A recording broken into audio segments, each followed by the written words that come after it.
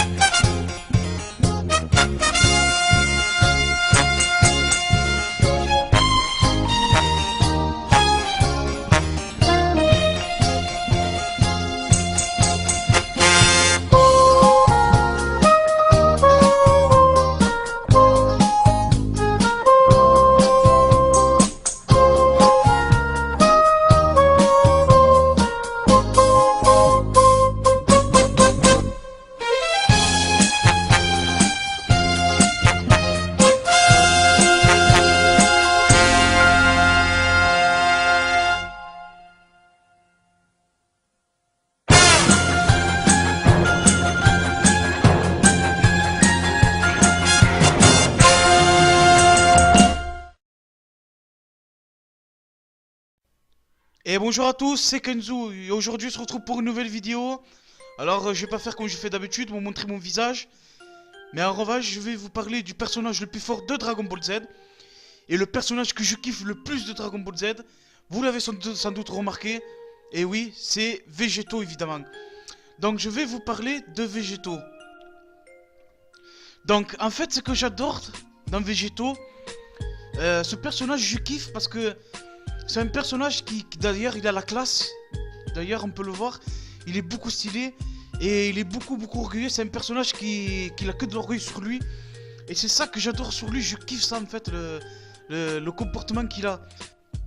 Ben regardez déjà la preuve, je vais vous montrer l'orgueil qu'il a. Un petit bain, ça n'a jamais fait de mal. La démonstration de force s'arrête là ou tu as d'autres surprises en réserve? Tu as encore pas mal de choses à apprendre avant de devenir un vrai super guerrier. Ah ouais, grave, j'adore ça. Donc, Végéto est bien le personnage le plus fort de Dragon Ball Z. Et non pas Broly, parce que je sais ce que vous pensez tous, vous pensez que c'est Broly. Donc, moi je vais vous dire pourquoi Végéto c'est le personnage le plus badass de Dragon Ball Z. Donc Végéto est bien une fusion, on est bien d'accord. Mais là, ça ne s'arrête pas là. Parce que Végéto n'est pas une fusion ordinaire. C'est avant tout les auras des dieux, des Kaioshin. Parce que les Potala qui portent bien évidemment, c'est les Potala des Kaioshin. Puis, on le revoit apparaître dans Dragon Ball Super. On le revoit réapparaître et un Super Saiyajin Blue. Alors déjà qu'avec les Potala, c'est les auras des Kaioshin. Puis il se transforme en Super Saiyajin Blue, un Super Saiyan Dieu. Donc là, vous pouvez pas imaginer la puissance qu'il doit avoir Végéto. Je vous promets qu'il doit être encore plus fort que dans Dragon Ball Z comme ça. Et même je peux vous dire, peut-être même possible, qu'il est capable de rivaliser avec Beerus.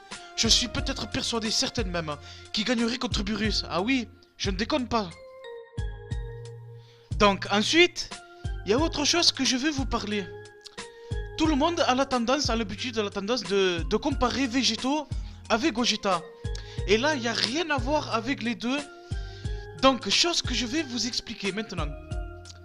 Donc, Végéto est plus fort que Gogeta. Parce que, comme je viens de vous dire tout à l'heure, Végéto n'est pas une fusion ordinaire. C'est les Potala des Kaioshin. Alors que Gogeta, c'est une fusion ordinaire. Après, jusqu'à là, je ne sais pas de vous dire que Gogeta est merdique. Non, bien sûr que non, il est très fort. D'ailleurs, c'est grâce à lui que Goku et Vegeta, ils ont pu vaincre Janemba. Parce qu'ils ont fusionné un Gogeta. Mais bon, voilà, maintenant vous avez compris. J'espère que vous allez arrêter un peu de comparer les deux ensemble. Surtout que Gogeta, il n'est pas canon. Et on l'a vu qu'apparaître qu'une fois dans un OAV. Végéto reste un personnage rare avant tout. Il est apparu que 2 fois dans l'histoire de Dragon Ball Z. À la fin, contre Boo, il est apparu aussi dans Dragon Ball Super dans l'arc Samazu. Mais là, c'est vraiment dommage qu'il apparu rarement, Végéto. Mais c'est un personnage, je peux vous dire que c'est un personnage qu'on n'oubliera jamais. Et d'ailleurs que moi, je n'oublierai jamais. Parce que c'est un personnage, c'est le plus que je kiffe et que j'adore. Donc il me manquera ce personnage. Et ce serait bien s'il réapparaît une nouvelle fois de plus. J'aimerais bien le revoir. c'est possible qu'il reviendra dans Dragon Ball Super. En tout cas, si jamais il réapparaît, moi ça me ferait très plaisir de le revoir, je serais très content. Donc cet épisode prend fin, c'est le moment de nous laisser. J'espère que ça vous a plu. En tout cas, n'hésitez pas à poser vos questions en commentaire, faites des théories, ce que vous voulez. Donc moi je vous dis à la prochaine et on se retrouve dans une autre vidéo.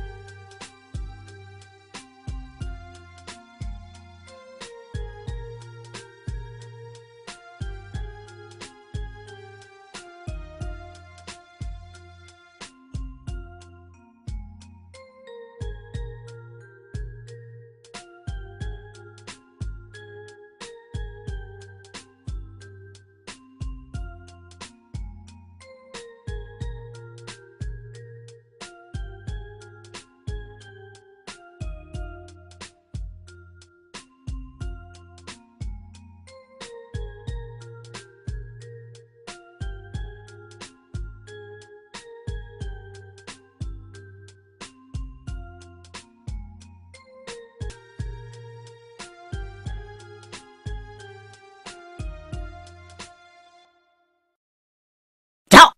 またな